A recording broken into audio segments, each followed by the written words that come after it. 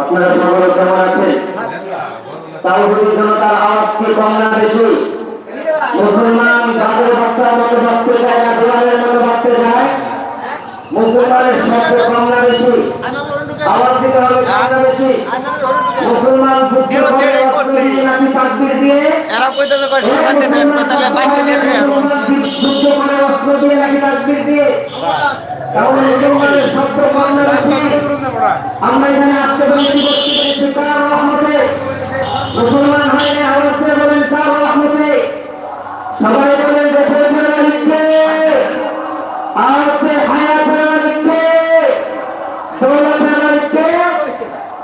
আমরা যত সাউন্ড বেশি দিব তত বাইরে যারা আছে তারা প্যান্ডেলে এসে বসবে।